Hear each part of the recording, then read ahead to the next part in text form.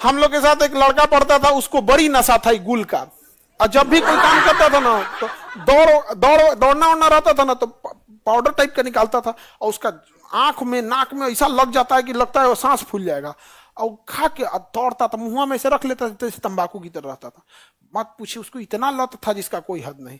तो एक कैंप होता है, आप एनसीसी कीजिएगा तो एक कैंप होता है सीएटीसी, जो एनसीसी किए होंगे उनको पता होगा, सीएटीसी कैंप।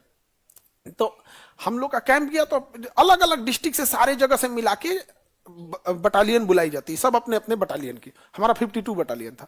तो हमारे बैच में ना, हम लोग के क्लास में ज्यादा बच्चे थे, तो हम लोग की लाइन लंबी लगती थी। अब किसी में 20 बच्चे हैं, किसी कॉलेज में 20, कॉलेज की स्ट्रेंथ नहीं होते, उस कॉलेज में एनसीसी लेने वाले की होती। तो उन सारे कॉलेज को एक अलग जगह बुलाया जाता है कैंप के लिए, और वहां पे ना अलग अलग आदमी के कर्नल, ब्रिगेडियर, लेफ्टिनेंट कर्नल, बड़े बड़े अधिकारी आते हैं उसके लिए यहाँ पे। तो उसमें हम लोग को बुलाया जाता, उसमें वो गुल करता था। अब मिलिट्री वाले देख लेंगे तो मार के रद्द कर देते हैं। अब बदमाशी तो हर जगह के बच्चे करते हैं, वो तो इंटरमीडिएट में हम लोग रहते हैं उस टाइम पे पढ़ाई लिखाई उतना सीरियसनेस तो आया नहीं रहता है।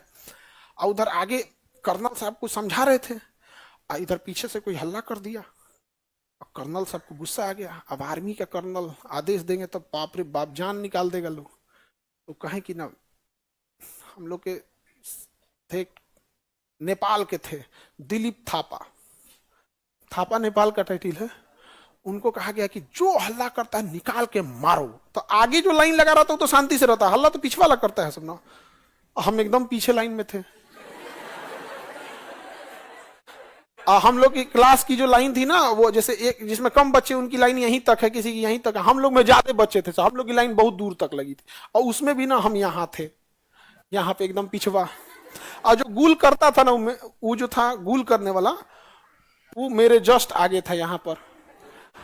अब यहां से जो थापा साहब थे, यहां से चेक करते हैं कौन बात कर रहा है कौन नहीं, डंडा लेके। हम देख लिए कि अरे बाप रे बाप। और सबसे खतरनाक थे, बड़ी मार मारते थे वो, दिलीप हवलदार दिलीप थापा, बड़ी मार मारते थे, नेपाल के थे। हम देख लिए तो हम चुप हो गए। अब मेरे सामने वाला जो था ना, ई बकलोलवा बतिया रहा था कोनो और से, उसका ध्यान ही नहीं आया।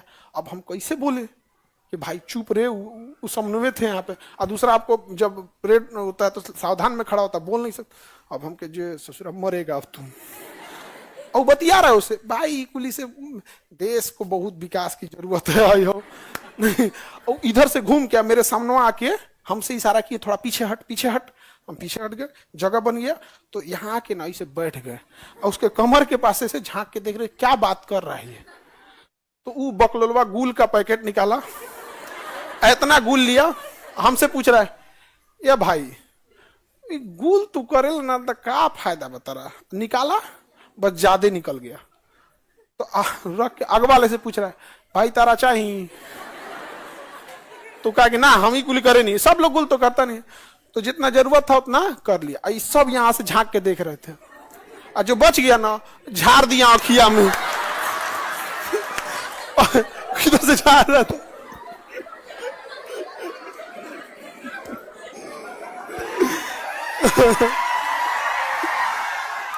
हम जस्ट पिछवा थे, हम बोले तो कैसे बोले कि भाई सामने हैं आप।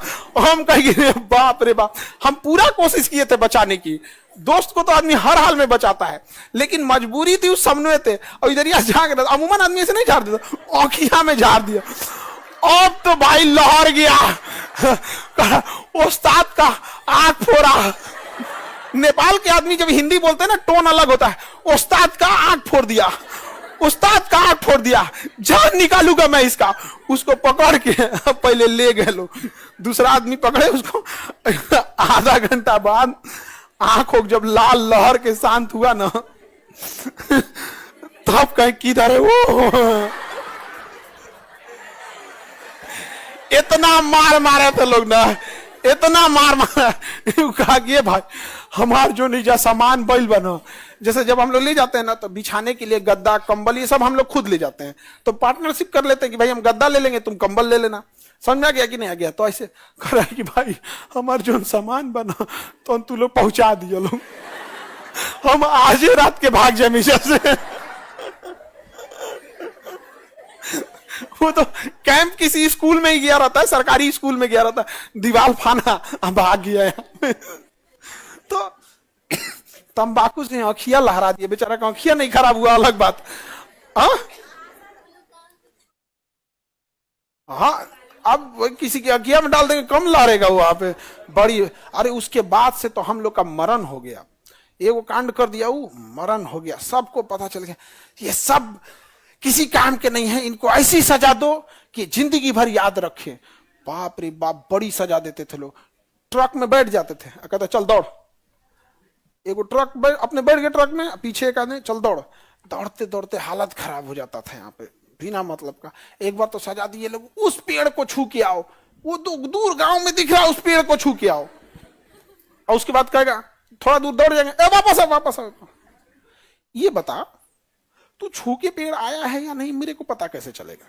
तू उसका एक एक पत्ता तोड़ के लाएगा क्योंकि पीछे से ना लौट के आ जाएंगे लोग, पत्ता तोड़ के आ जाएगा।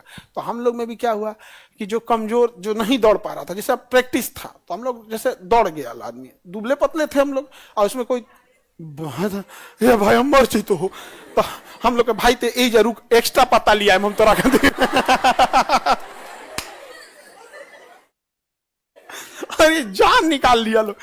मिलिट्री की जो सजा होती है ना, ऐसी सजा होती है ना कि एक बार आप गलती कीजिएगा ना तो आप जिंदगी भर याद रखिएगा। जो सजा मिलेगा आपको, इतना दौड़ा दौड़ा के आपको पीटेगा लोग नहीं, इतना ना थका देगा जिसका कोई हद नहीं, इतना थका देगा जिसका कोई हद नहीं। तो होता है ये सब, आप में जो किए होंगे वो लोग को आइडिया होगा, ऑनलाइन ऑफलाइन जो कुछ में आपने एनसीसी किया कि नहीं? हाँ, फर्स्ट ए, बी, ए, अच्छा तो बी वाला हो गया आप।